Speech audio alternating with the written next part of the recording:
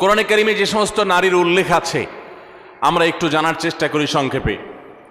প্রথমেই সবার আগে যার নাম আসে মারিয়াম, যার আলোচনা কোরআনের পৃষ্ঠায় পৃষ্ঠায় পাড়ায় পাড়ায় সূরায় সূরায় রয়েছে, বিভিন্ন জায়গায় জায়গায় আল্লাহ তাআলা করেছেন।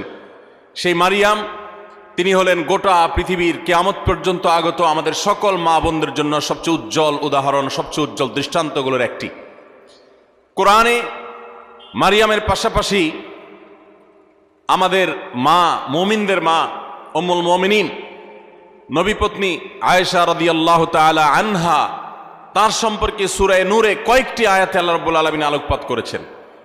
আমরা অনেকে জেনে থাকব আয়েশা রাদিয়াল্লাহু তাআলা আনহার চরিত্রে কালিমা লেপনের অপচেষ্টা এবং ঘৃণ্য কর্ম করেছিল মুনাফিকরা।